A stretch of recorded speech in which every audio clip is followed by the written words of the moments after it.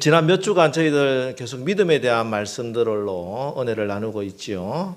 히브리서 11장 6절 믿음이 없이는 하나님을 기쁘시게 하지 못하나니 하나님께 나가는 자는 반드시 그가 계신 것과 또한 그가 그를 찾는 자들에게 상 주시는 이심을 믿어야 할지니라. 우리가 믿음을 지키고 믿음을 가지고 하나님 앞에 나가서 간구하고 기도할 때 하나님께서 우리에게는 상을 주시는 줄 믿으시기 바랍니다. 자, 오늘은 이 믿음으로 놀라운 상, 엄청난 상을 받은 한 사람을 소개하고자 합니다. 바로 갈렙입니다. 갈렙. 사실 갈렙은 영화나 연극의 주인공, 주연 배우는 아니지요. 어찌 보면 늘 엄지에서 묵묵히 주연을 도왔던 조연 제2인자라고 할 수 있습니다. 자, 6절 말씀 보겠습니다. 6절에 그때 유다 자손이 길갈에 있는 여호수아에게 나오고 그니스 사람 여분네 아들 갈렙이 여호수아에게 말하되 여호와께서 가데스 바네아에서 나와 당신에게 대하여 하나님의 사람 모세에게 이르신 일을 당신이 아시는 바라. 오늘 갈렙을 소개하는데 그니스 사람 여분네의 아들, 여분네는 갈렙의 아버지니까 그렇고, 근데 이 사람이 그니스 사람이다 이렇게 이야기해요. 그니스 사람이 누구냐 하면은 에돔 족속이에요. 에돔 족속의 사람을 그니스 사람이라 하는데 이삭의 그 장남에서 그리고 차남 야곱이 있지요. 그런데 하나님께서 야곱을 택하시고 야곱의 12아들을 통해서 12지파 이스라엘의 공동체를 세웁니다. 그러니까 이스라엘이라고 하는 나라는 이 야곱의 혈통을 따른 12지파가 중심이 되어서 세워지는 나라예요. 자, 그런데 그 야곱의 혈통이 아닌 에서의 혈통입니다. 이 갈렙은. 그래서 혈통적으로는 순수 혈통이 아니지요. 그런데 이 그니스 사람들이 어떤 이유인지 그 당시 이집트로 왔던 것 같습니다. 그래서 히브리 사람들과 400년 동안 같이 지나면서 이 그니스 사람들이 유다 지파에 이렇게 흡수가 된 것 같아요. 그래서 유다 지파에 속한 어떤 이방인 그런 사람이 그니스 사람이에요. 근데 이 그니스 사람의 출신이 바로 갈렙입니다. 자, 그런데 이 갈렙이 나중에 어떻게 되느냐? 순수 혈통도 아니고 선민도 아닙니다. 심지어 출애굽기 12장 37절 38절에 보면은 이스라엘 자손이 라암셋을 떠나서 숫곳에 이르니 유아외에 보행하는 장정이 60만 명 가량이요 수많은 잡족과 양과 소와 심이 많은 가축이 그들과 함께 하였으며, 이 잡족이라고 말이 좀 그렇죠.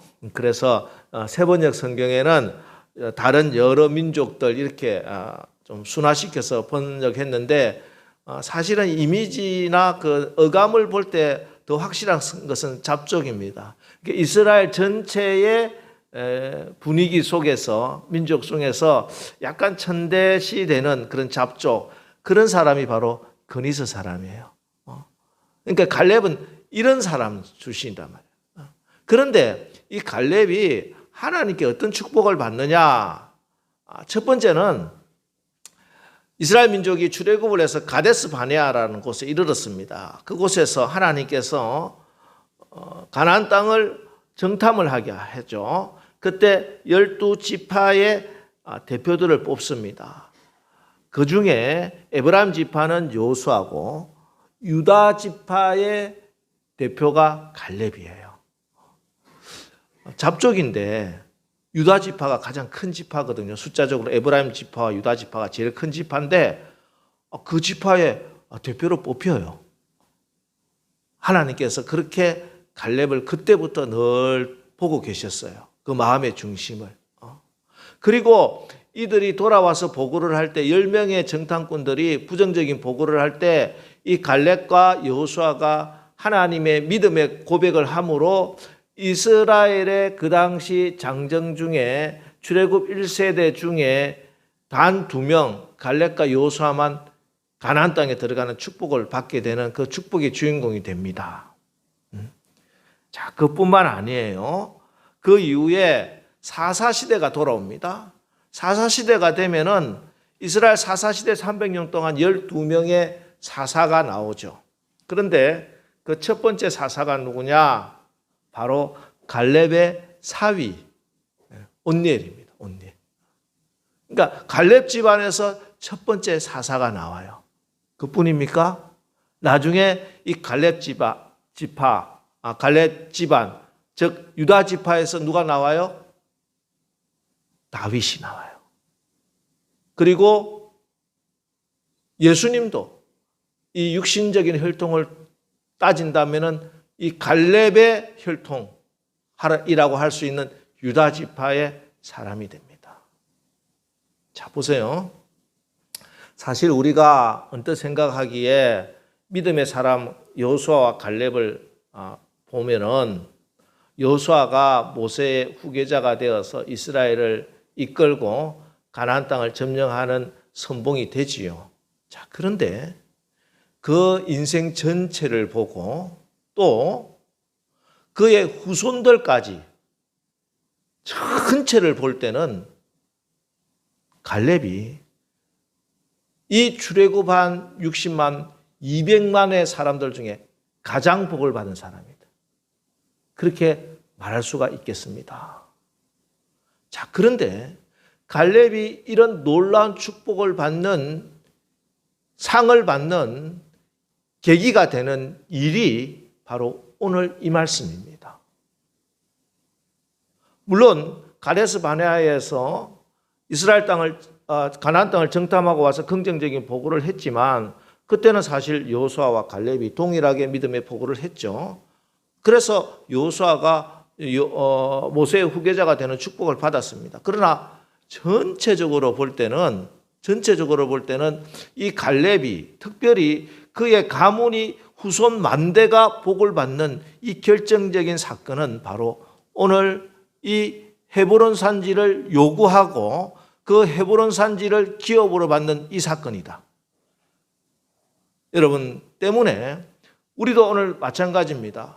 내가 나의 헤브론 산지가 무엇인지 분명히 깨닫게 되고 그 헤브론 산지를 놓고 하나님께 요구하고 기도하고 그 헤브론 산지를 기업으로 응답으로 받는 것은 얼마나 큰 축복인지 모른다.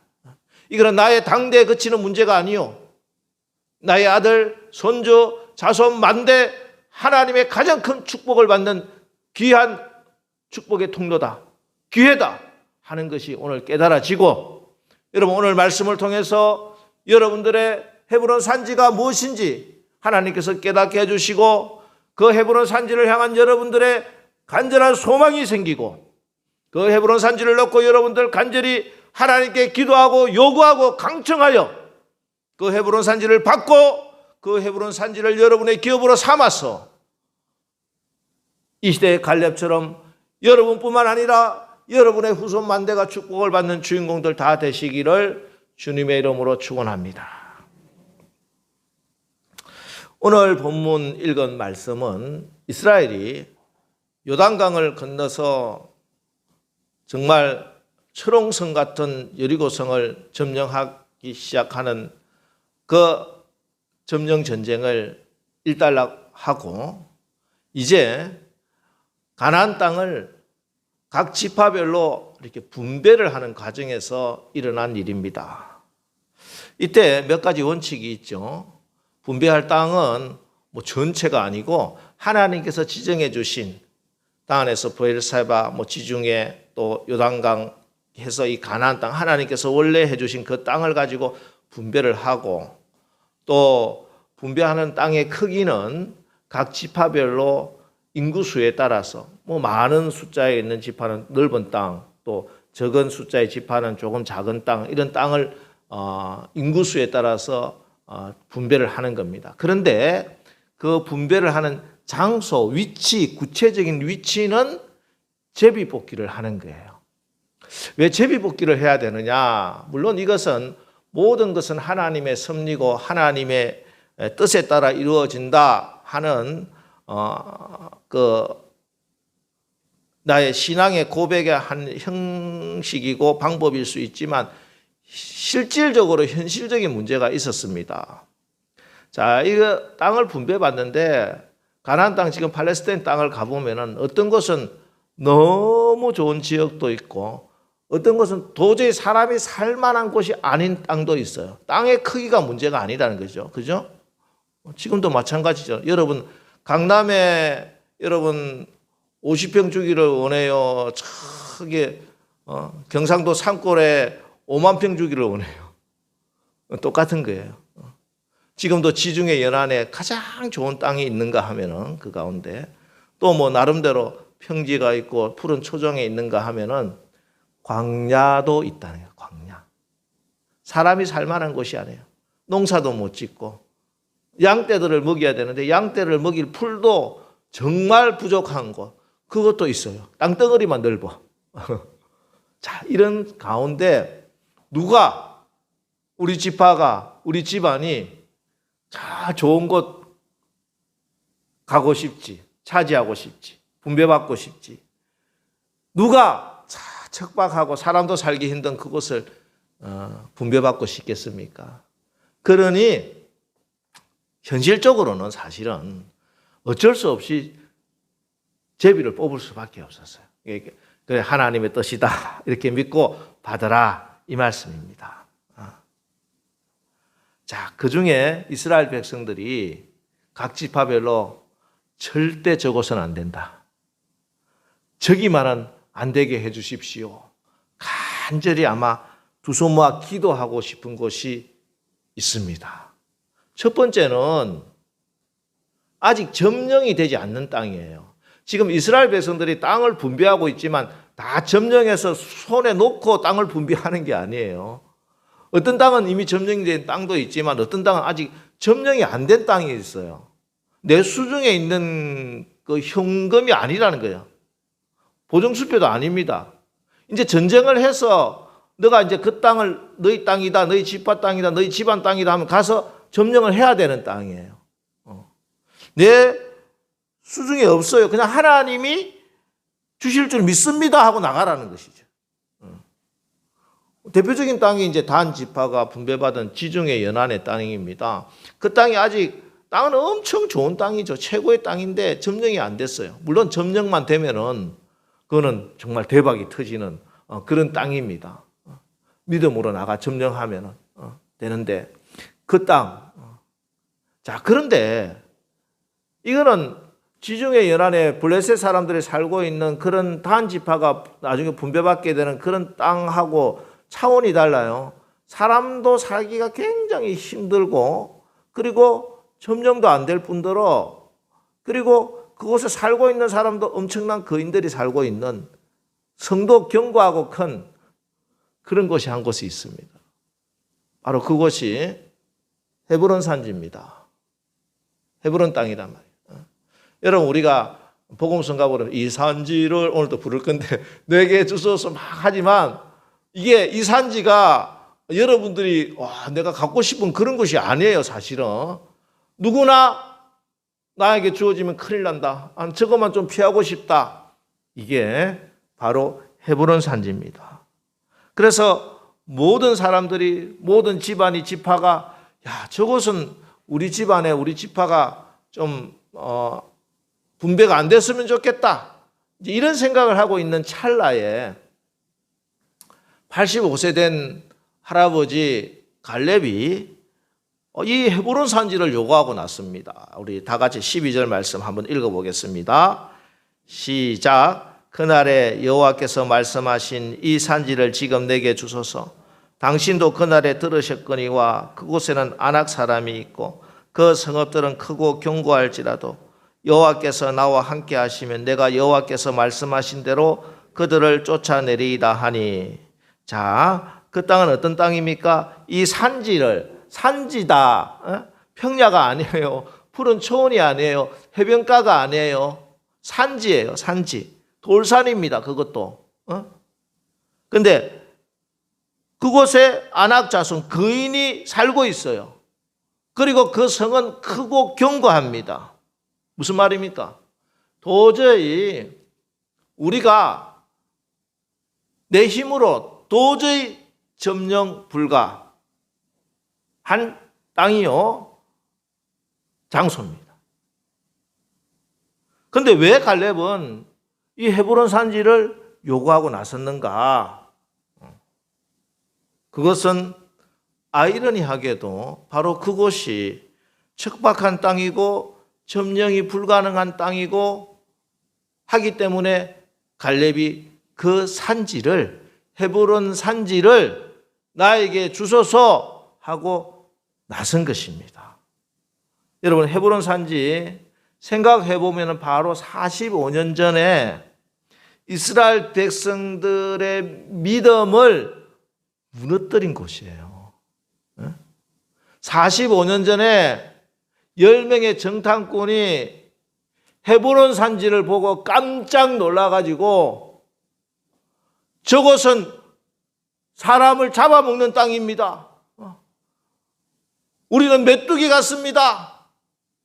하고 그렇게 부정적인 보고를 하게 만들었던 그 땅이에요. 그 헤브론 산지 이야기 듣고 이스라엘 백성들이 모세와 여호수아 아론을 원망하고 한탄하고 통곡하면서 내가 광야에서 죽었으면 좋았을 것을 그렇게 통곡하고 심지어 돌을 들어 모세를 쳐서 죽이려고 했던, 그래서 40년의 광야에 징벌이 내린 그 가장 큰 시험거리입니다. 이게 헤브론 산지예요. 헤브론 산지. 그럼 지금 45년이 지난 지금은 뭐가 달라졌느냐? 달라진 건 없어요. 사람만 바뀌었어. 그 아버지, 할아버지 세대에서 이제 아들 세대, 또 세대만 바뀌었어요. 근데 상황은 똑같아요. 여전히 헤브론 산지는 척박하고, 여전히 헤브론 산지에 사는 안악 자손은 거인이요, 여전히 그 성은 견고하고 강합니다. 그래서 아마 누군가가 제비를 뽑았는데 덜컥 헤브론 산지가 걸렸네. 전에 어느 권사님이 이야기하시다가 분당에 아파트를 분양받았는데, 분양받는 것도 가슴 졸이지만 분양을 받아서 동호수를 추첨을 하는데 엄청 긴장됐대요. 좋은 동에 좋은 층에 딱 가면은 가격 차이가 많이 나니까. 근데 이거는 지금 그런 차원이 아니에요. 그죠? 이거는 자기가 한번 제비를 뽑게 되면은 자기뿐만 아니라 자기 후손 만대가 같이 살아야 돼. 바꿀 수도 없고 팔 수도 없어요. 끝까지 내가 책임지고 가야 되는 문제입니다. 그런데 헤브론 산지를 누가 뽑았다? 난리가 나겠죠. 아니 이건 내가 이거 잘못했다. 이거 무효다. 아 무슨 소리를 하느냐? 무효가 어디 있느냐? 한번 뽑았으면 그만이지. 누가 뽑았느냐? 누가 저 사람을 제비 뽑게 하러 나가라 했느냐? 집안 싸움이 나고 아마 난리가 날 겁니다. 그런데 그래서 갈렙이 이 산지는, 헤브론 산지는 나에게 주소서 하고 나선 거예요.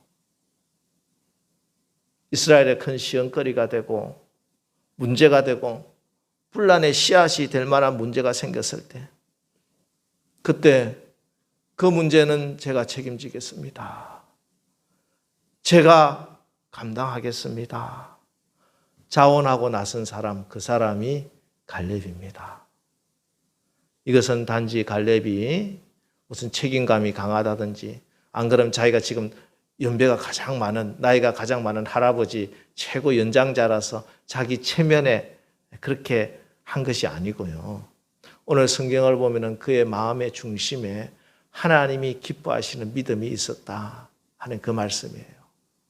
그 믿음으로 하나님께 이 헤브론 산지를 요구한 겁니다. 그 믿음을 성경은 이렇게 말씀합니다. 7절, 내 나이 40세에 여호와의 종 모세가 가데스 바네아에서 나를 보내어 그 땅을 정탐하게 하였으므로 내가 성실한 마음으로 그에게 보고하였다. 그 믿음은 성실한 마음이에요. 성실한 마음.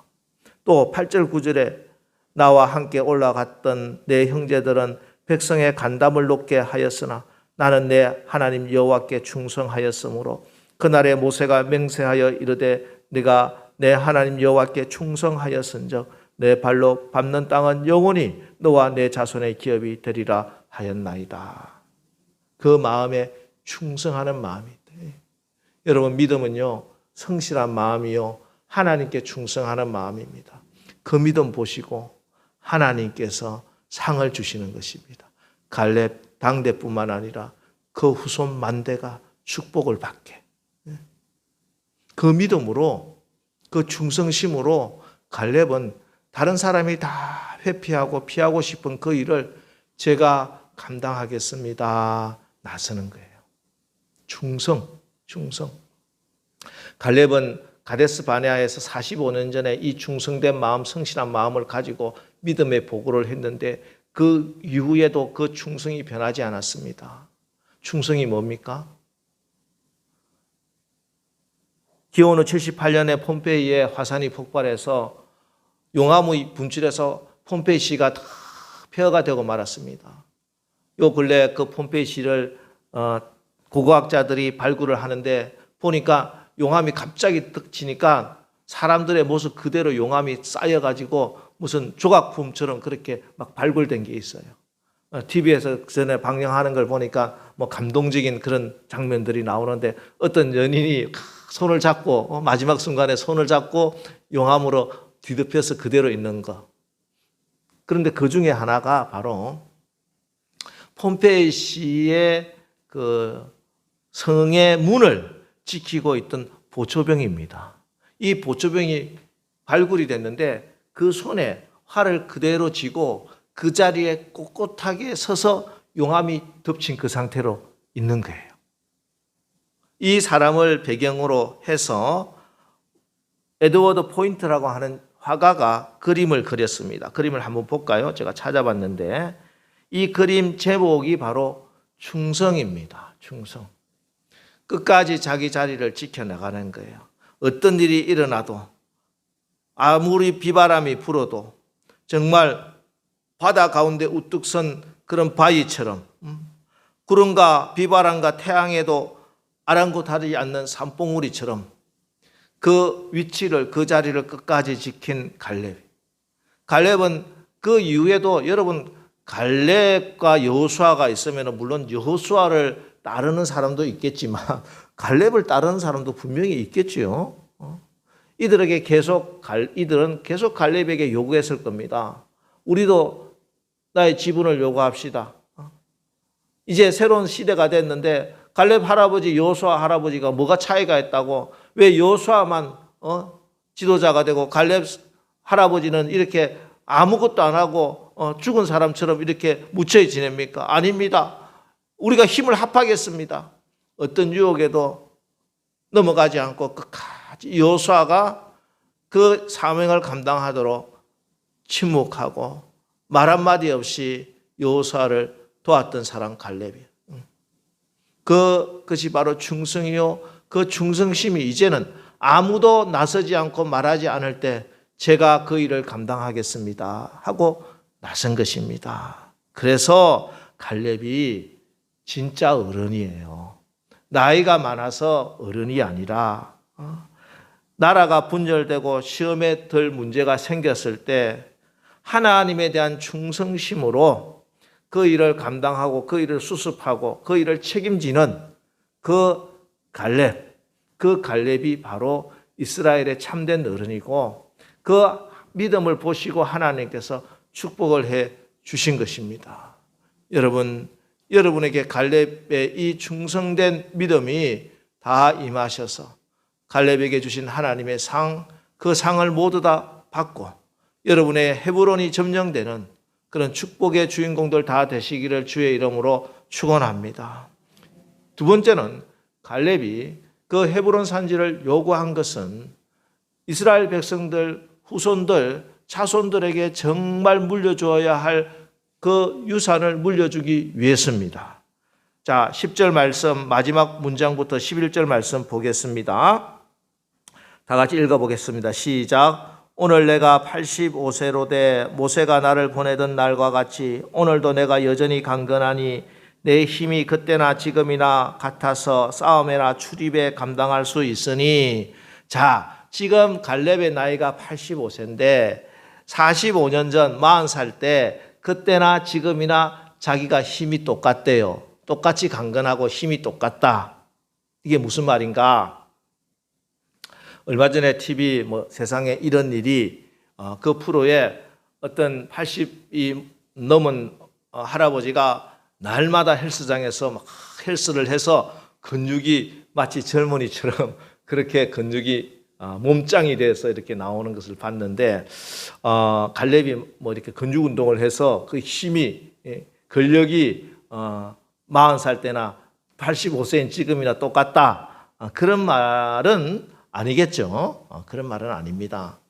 물론 상대적으로 다른 사람들보다 자기의 연배들보다는 훨씬 건강할 수 있겠으나 자기가 40살 때하고 지금 85세 때하고 어떻게 똑같겠습니까? 나이를 거스르려고는 하면 안 되죠.